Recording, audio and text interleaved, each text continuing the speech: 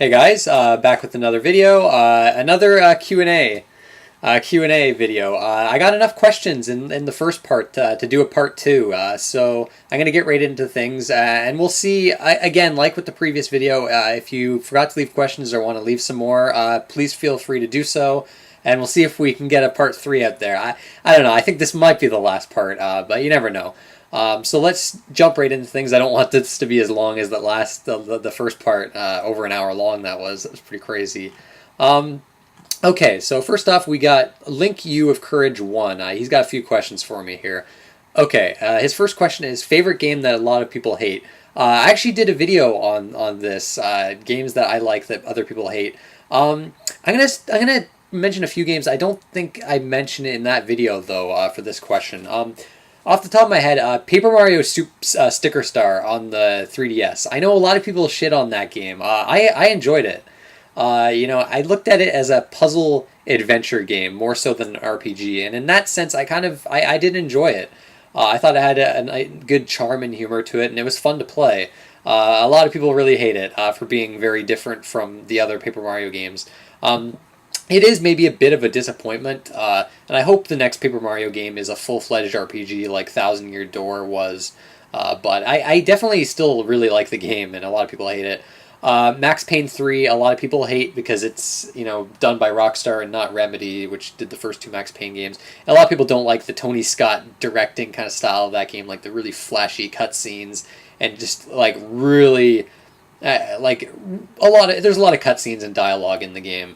A lot of people don't like that. A lot of people don't like the physics and things like that, and like the story. I loved the game. I loved the gritty storyline. I mean, it's different from the first two Max Paynes, but I think it's got some of the best third person shooting I've played in a game, in a shooter like Last Generation. Like, it's fantastic. Like, you really have to aim in that game. If your accuracy is not good, you're dead. It's a very challenging game. I really enjoyed it.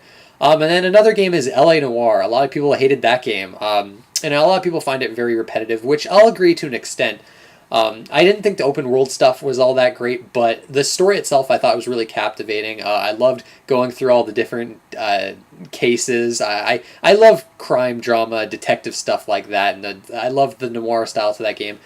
A lot of people hate the main character too. I thought it was interesting because he was a very flawed character, which you don't see too often in games. A protagonist that's a real piece of shit. I thought that was actually kind of a breath of fresh air compared to a lot of games. But L.A. Noire is another one that I think was a really unique game, and I love the atmosphere to that game as well.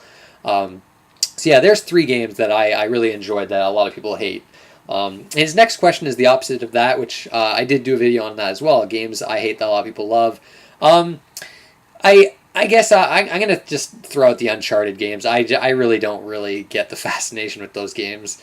I think the shooting is really not very satisfying. The controls I've always found to be they just never felt right to me, and I think the stories in those games and the story and characters are just really bland, like Indiana Jones ripoff. I don't know. I don't really get that kind of game. I don't know. I guess that game's really not for me. Those kind of games, those set piece driven shooters. The cover based shooters. I don't know. It's just not my type of game. I really don't enjoy those at all.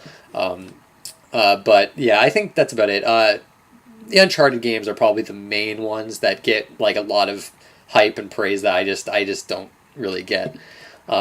Thoughts on DLC? I'm not a big DLC guy. I never buy DLC for games because usually, it can be, like, DLC can be done well. I like free DLC. I'm okay with free DLC, albeit, but a lot of downloadable content I find is way too expensive, and for the price, I can get like an indie game or, a cheap game I've been wanting to play for a long time on some other console, and I don't know. A lot of games we're seeing now. I mean, there's a lot of stories out there with Destiny. Like, people are thinking like they took out chunks of story and gameplay to be sold as DLC later, and that sucks. Like, I don't know. I gotta say, I'm not a fan. And even like a game with a game I really love, like Dark Souls 2, it's got a bunch of DLC out there, and for some strange reason, I'm not feeling like picking it up, even though I love Dark Souls 2 so much. But there's something about DLC that just rubs me the wrong way. I don't know. I've just never been a fan of it. I wouldn't say I have outright hate for it and despise it and would like go out and boycott it or something like that. But I am definitely not really a fan. Um, Thoughts on the hate on Nintendo that's been going on lately? Yeah, there has been. I mean, it's unfortunate they're not doing extremely well. I think a lot of it has to depend on like a lot of it is it's tough. I mean, yeah, the third party support on their systems it's pretty bad, and we're just not seeing a lot of games coming out for the Wii U and 3DS lately, which kind of sucks. I don't think they're in as much financial trouble as people like to think they are. I mean, they still have Pokemon and Smash Brothers that I think is going to really do really well, but um, I don't know. The hate for Nintendo, I guess, stems from like I don't know. People just I don't know where I don't know where the hate stems, where the hate is coming from. I mean, I've been a Nintendo fan like all my life, and I'm always gonna love their first party games, and that's why I buy their consoles are for those first party games. But I guess I can understand the hate if you're not really into their libraries and you're looking for something different on their consoles. You're not gonna really find it, and I guess some people are bummed about that. But I mean, if you really don't like it that much, don't buy a Nintendo console. You don't have to go out and get those consoles and complain about them constantly. Yeah, I guess those are my feelings on it. I don't really want to talk about it too much longer, but I do agree it's a bit much the hate that's going on, but some of it I can kind of understand. And finally, his last question: favorite games to play multiplayer. Not many. Again, like I've said before, I'm not a big multiplayer guy. Even like co-op games, I'm not all that into. Geez, I'm trying to even think of like multiplayer games I like, and I'm drawing a blank here. Like, I don't know. I really there is no like. Smash Brothers is well. I'm kind of looking forward to the new Smash Brothers, but kind of not. I used to be big into Smash Brothers, not much anymore though. There's I guess like Kirby Air Ride on the GameCube is a surprisingly good multiplayer game. WarioWare on the GameCube is another good one. I really enjoy that. I actually don't mind Mario Party too much either every now and then. But I mean, I don't know. I guess those. I don't really have too many favorites multiplayer because I'm just not a big multiplayer person. But yeah, that's that. Those are all his questions. Thanks for the questions. And we'll move on to the next person here. Gene Leonhardt. He's got a couple questions for me here. Why don't you like the title system of Grace's F? It has more freedom of all the customization systems in the series. Okay, good question. I think it has to do with the fact, like, how overwhelming it is and just how many titles there are and just the fact that you have to constantly keep switching them. It's really not my thing to kind of have to use a system constantly and kind of always have to be in the menus. I do like how it actually makes titles useful for once. Most titles in Tales games don't do like anything, yeah, I guess that's why it's a bit too overwhelming for me, and there's a bit too much there. If they maybe dialed it down a bit and had like less titles, I might enjoy it more. But I guess that's it. I can see why people like the title system, but not really my thing. Next question. Favorite Final Fantasy character? That's a tough one. That's tough.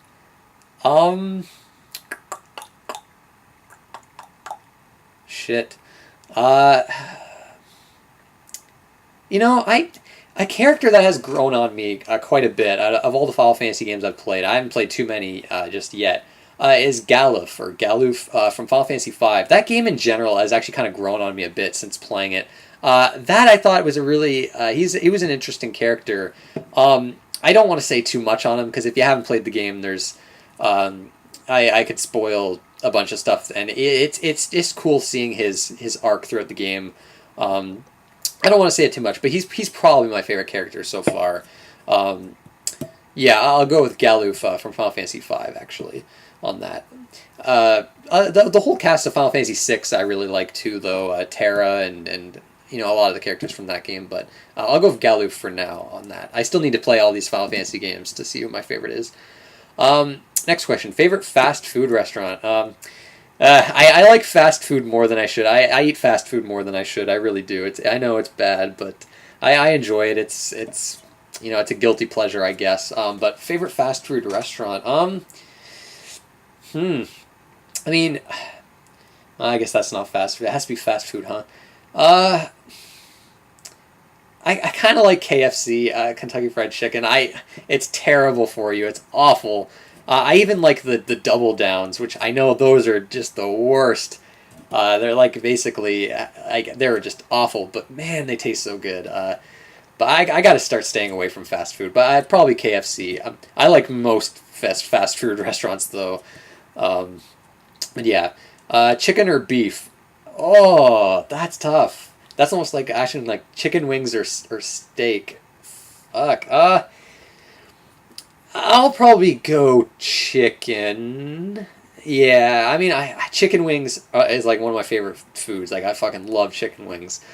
So I'll probably go chicken, but that's a close one. That's a very close one because I love steak too. Steak's so good.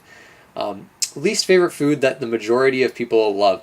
That's easy. Spaghetti. I can't stand spaghetti. No matter what you put on it, no matter what sauce you use, I don't know. I've never liked it. In fact, I'm not a big pasta guy in general, but spaghetti is probably the big one. Most people I know love spaghetti. I'm not into it.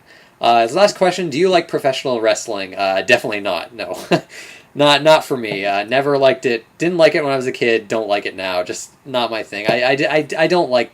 A lot of people probably bring this up. I just don't like the staged aspect of it. If I were into something similar to that, I'd probably watch UFC or something like that. But I'm not even into that either.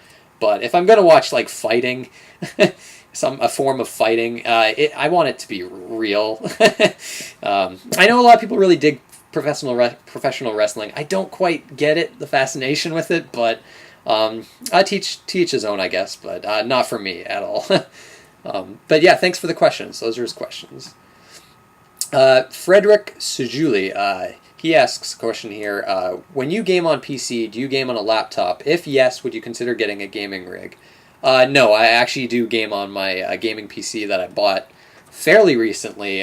And I already feel like I need to upgrade the damn thing. Like, I got an i5 processor, and I probably shouldn't have done that. Like, I mean, it's pretty much the best i5 you can get, but I should have went with an i7. I'm noticing a lot of the recommended specs of new games want an i7, so I think that was a mistake, but everything else in it is pretty high quality, pretty top of the line.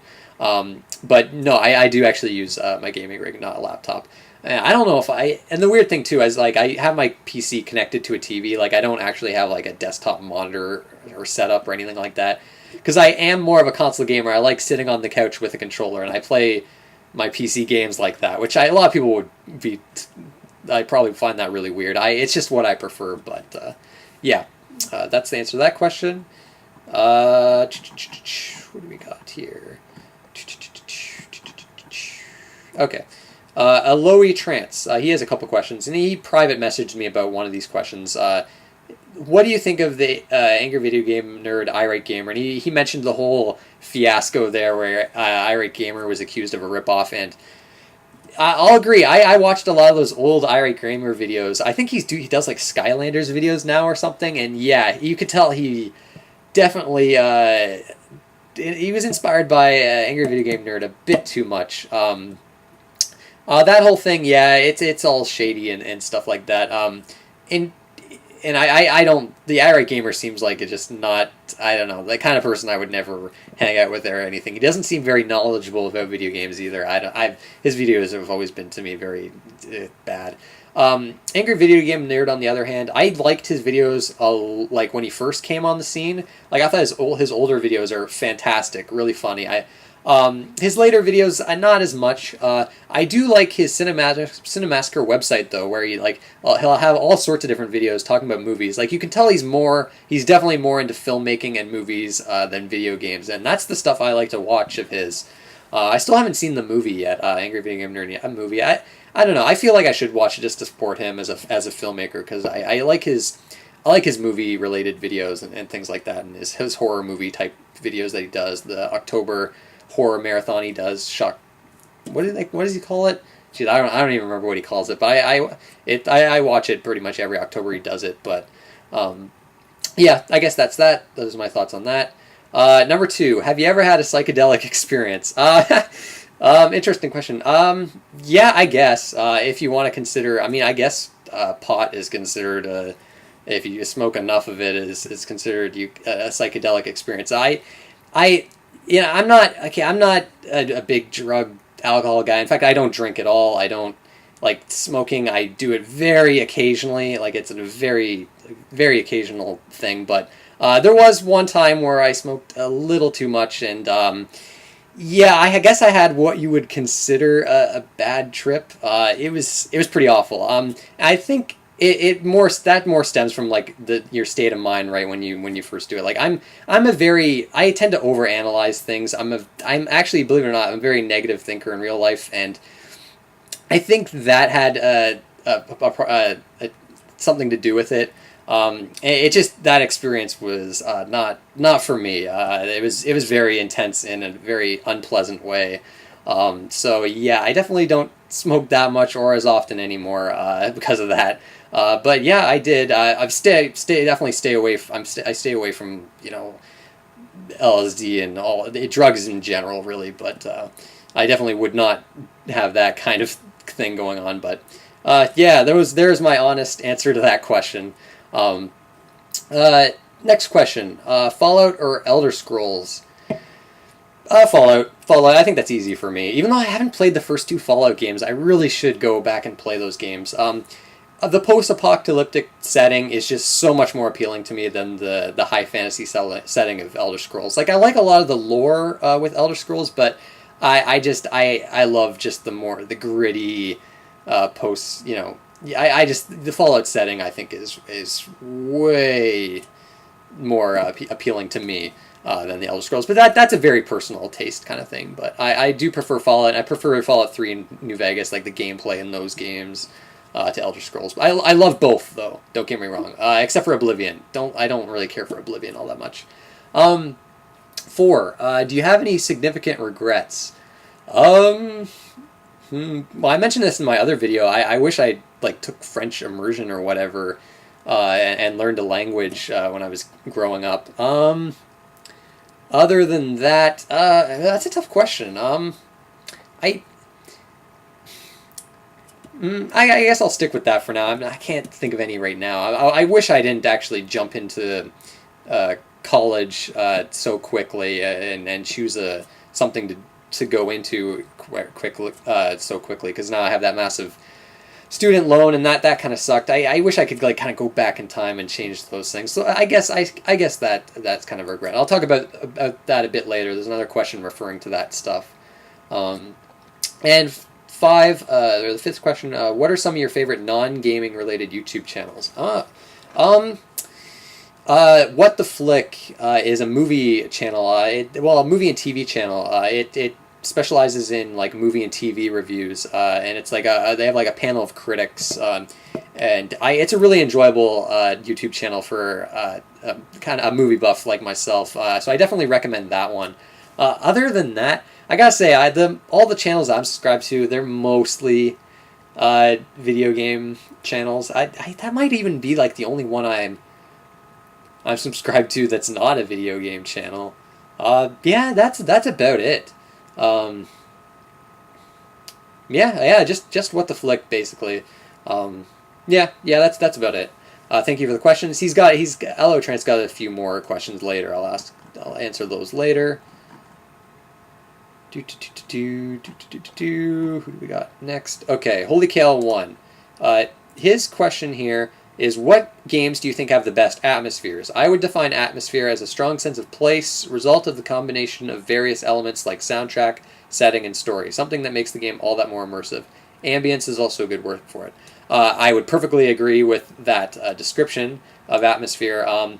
This game, it's like beating a dead horse at this point, but Dark Souls, again, I think that game's got an absolutely perfect atmosphere for all the reasons you described.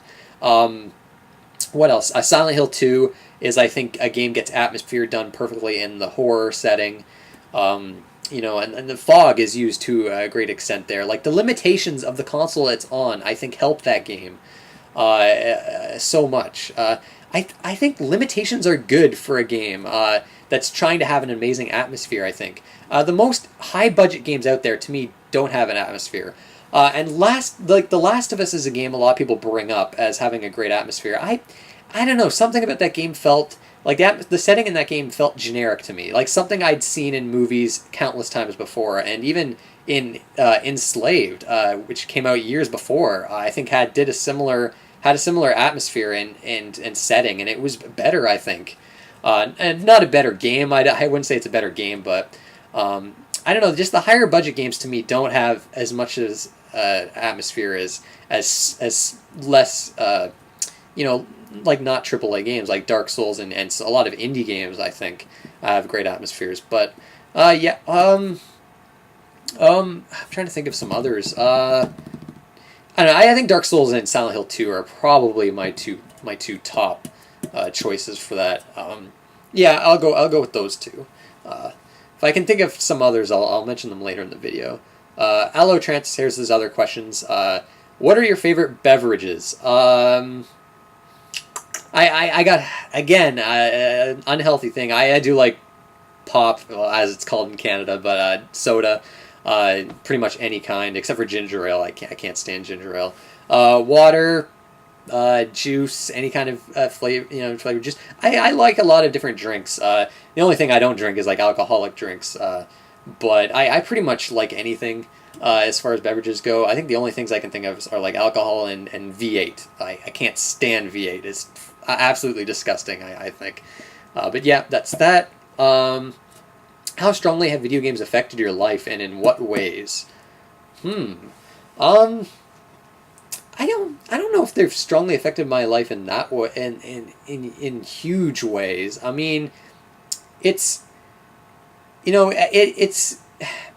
that's an interesting question. I mean, there's the YouTube channel that I've made a bunch of friends through this, and that's, I think, a positive way that they've changed my life. Other than that, it's hard to say. I mean, I could think of things that, negative things.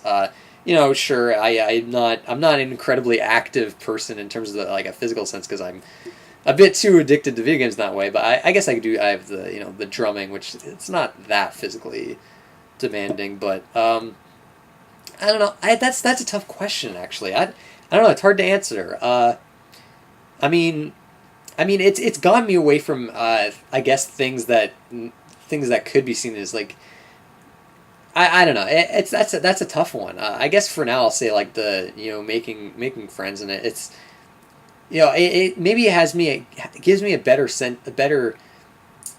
imagination. I guess that's a tough question. I guess that's my answer. It's hard to answer, actually. Next question. What things do you value and enjoy as much as video games? Music. Obviously, like family, friends, and things like that, which are more important than video games. Music, movies, video games. The usual stuff. Like that's about it. I mean, there's not. I'm trying to think like other like hobbies I have. There's not much. I'm not into a whole lot. I'm a pretty boring person, to be honest. But yeah, I think that's about it. You mentioned, okay, here's his last question here. You mentioned video game college did not work out the way you'd hoped, or something to that effect. Can you explain what it was like, or do you have any advice for someone considering that area of study? Okay, the course I took was video game development, but it was the artistic side of video game development. So like 3D modeling, you had to do a lot of like drawing, like sketch work and things like that, and use like modeling programs. And I was really dumb for going into this, because I am not an artistic person by any means. Like, I can't draw for shit. Like, I can't even draw stickmen. Like, that's how awful I am in that sense. But I went into that because I thought it would be fun. I thought 3D modeling would be something I would enjoy and would be good at. It turns out I was not. I was terrible at using these 3D modeling programs. And with that course, there was a class you had to take like an art class where you had to, a model would come into the class and you'd have to draw, the human form and shit like that. And I was terrible at that. I got like failing grades. And the more I was doing that course, the more I started to feel like it wasn't really for me. So I left. I dropped out. So I mean, in a way, advice. I mean, if you're going in for that kind of thing, the artistic side, maybe I would say like try out these modeling programs beforehand. I should have did more research into the program again, and this is like the regrets thing, right, from previously. I should have looked at this course more to see what I was getting into. Of course, there's also like the programming side of video game development, which I knew wasn't going to do because I hate programming. Tried that in well, I wouldn't say I hate it, but I'm not very good at it. But yeah, I'd say for someone considering the area of study, the biggest thing is just really research what you're going into and what the classes consist of, and do some like practice work beforehand. But yeah, kind of unfortunate that things turned out the way they did, but I think in the long run it probably was better just for sticking around doing something that I really didn't enjoy. But yeah, that's the answer to that question. Small edit here. I forgot Allotrance's last question here, and it's a loaded one. Political/social changes you'd like to see in the world. I might lose some people here. I don't know, because this I might get maybe opinionated here. I don't know, because this is it's a question that's that's going to bring out opinions. Political. I'm not the biggest. I'm not really a very political person. I tend to not follow politics too much. I guess the one thing I will mention, and this is good. This is a Canada thing. Stephen Harper needs to fucking go, man. Like my God, like he's the worst. And that's all I'll say about that. But social changes, geez, I guess a lot. Like I don't know, I don't know what how things will change, obviously, but there's definitely a lot of problems. I think. Obviously, there's obvious ones like government corruption all over the place. Inequality, just plain inequality, no matter who you are. Climate change, obviously, climate change and not doing anything about it and ignoring it and outright denying it, which is, I just don't understand. I think, this, I might lose some people here. I am all for freedom of religion, but I think it's got too much of a hold on things. I think, and there's just a lot of problems that come with it, especially religious extremism. I don't know. I don't know.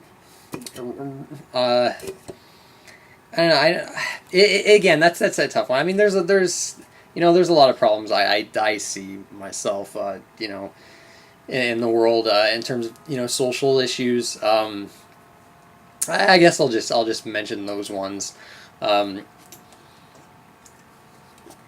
Again, I'm sorry, very opinionated there. Obviously, some people are going to agree, disagree, and that's fine. I guess there's a lot of social problems with the world for sure. But yeah, that's the answer to that question. Okay, Brian Bard, he has a question for me. Who are some of your favorite guitarists? Great question. Guthrie Govan, he's a guitarist I probably some people might not have heard of. He's kind of like not really a session guitarist, but he's got like solo work and things like that. I'm not going to say too much on him, but he's a really fascinating guitarist in the sense of how many styles he can incorporate into his guitar playing. This guy is like, his knowledge of guitar is insane, and musical genres, and he kind of, his versatility is crazy. He's such a versatile guitarist. It blows my mind how good this guy is. For an album, I'd recommend for his stunning guitar work, Steven Wilson. This is another guitarist actually I'll mention. Steven Wilson, known for Porcupine Tree, which is a great progressive rock band. His solo album, The Raven, that what was it called? Like The Raven Who Started to Sing. I think that was what it was called. It's a fairly recent album, and Guthrie Govan's the guitarist for that record, and like the guitar work in that album is fucking phenomenal. There's a song called Drive Home on it and there's a guitar solo in there that just it blows me away every time I listen to it. So he's like what I would consider the most underrated guitarist in the sense that a lot of people who know him know how great he is, but I don't think a lot of people have heard of him. Other guitarist, Dave Mustaine, I think is a fantastic guitarist. As a person, I think he's a twat, but as a guitarist, he's legendary, really. The riffs he's come up with over the years are fantastic. His soloing is really great. And Megadeth's always been one of my favorite bands. Jimmy Page of Led Zeppelin, of course, is a phenomenal guitarist that a lot of people know. Who else? I'm trying to think.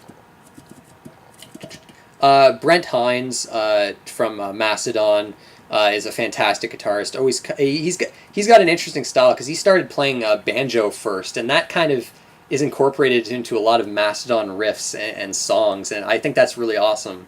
So him. There's a shit ton of great guitarists out there. It's crazy. But I guess I'll stick with those for now. I guess we'll go with those for now. I could list off like favorite guitarists like all day pretty much. Okay, and finally, last person here, Asimov1. He's got a couple questions for me here. What are your thoughts on the new 3DS and having exclusives on it? A lot of people are very positive on this. I'm finding myself not that positive for it. Like, it's kind of a disappointment in a way. First off, the analog nub. Like, I'm glad that it finally is going to have like a second analog stick, but I hate where it's positioned, and I hate how tiny it is. Like, I'd much rather have just another analog stick than that like little tiny analog nub. And then, it's generally the same system, just with better processing power, which I don't really care about extra processing power all that much. I mean, don't get me wrong, it's cool that like Xenoblade's going to be on this thing, because that'll finally probably give me an excuse to play it. Although I gotta say, I don't see myself buying this system unless I see a lot of games for it that are exclusive that I really want.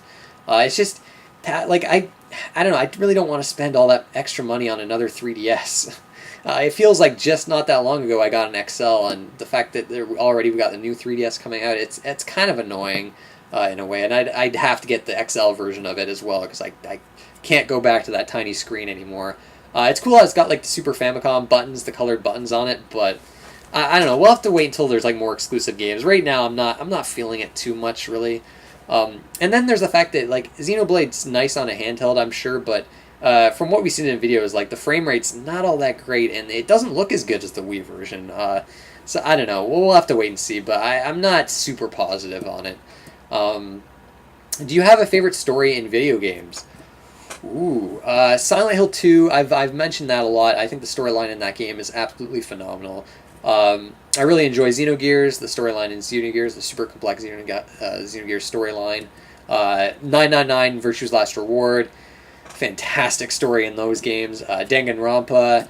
Oh, there's so many. I don't know if I have a favorite though. It's hard to say a favorite. You know what though? I might go with Virtue's Last Reward on that. Either that or like the original Mass Effect. I thought has a fantastic storyline.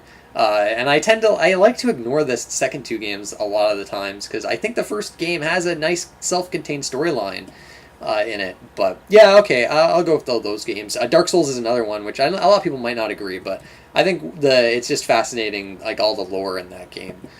So I guess that's not really like a favorite story, but his last question has to do with Dark Souls. Would you like to see a Demon's Souls 2 or Dark Souls 3, or would you rather just see spiritual successors to the Souls games, like Bloodborne or other future alterations of Souls games?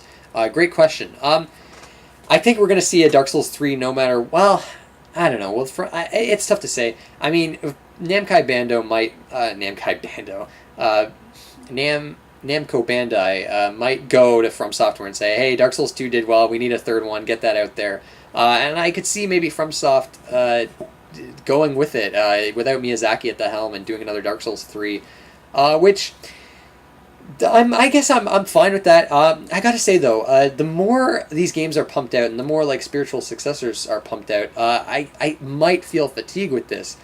I I think a better idea is definitely the spiritual successor route, like what they're doing now with Bloodborne, and that game looks fantastic. But I hope these are spread out enough. I mean, I wouldn't mind one of these types of games every few years, like 2 to 3 years. Even two is actually a bit much, but because if this turns into like an Assassin's Creed type thing, it's going to be kind of disappointing. As much as I love, I fucking love these games. I don't want to see too much of them, or else you're going to see a lot of people complaining about them, I think, at some point. But yeah, I guess those are my thoughts on that. But Bloodborne hype. Fuck, can't wait for that game. Just a quick edit here for two other questions. The two last questions here. The Itch asks, he's got two questions for me. What is the ideal length of a video game, and what would you like to see out of the Oculus Rift? Okay, ideal length of a video game, it depends. For RPGs, like around 30 hours, anywhere from 25 to 35 hours. Any more than that, it's a bit ridiculous. But I like longer RPGs too sometimes. I mean, Dark Souls is like a 60-hour game, but I wish it was longer. I guess it kind of depends on how good the game is and how different it can be from like the starting all the way up to the ending of the game. If it feels like you're doing the same thing over and over again, I don't like a game to be too long. For action games though, 10 to 12, 8 to 12 actually. Any more than 12 hours, it's a bit much, I think, for action games. I do find, other than RPGs, I do like shorter games these days. I know a lot of people would probably agree with me on that, but yeah, I'd say like 8 to 12 hours for action games, 30 hours plus for RPGs. Any more than 60, that's a bit too much. And what would you like to see out of the Oculus Rift? I'd like to at least try the dang thing. As far as that question goes, I don't know. I don't know too much about it because virtual reality is just something I'm not too interested in. I'd have to try it and then see what I'd want them to change from that. I guess, yeah, I don't know. That's all I can say about that, really. I just don't really know too much about that because I haven't really looked into it. I would like to try it, though. I think it'd be cool to try.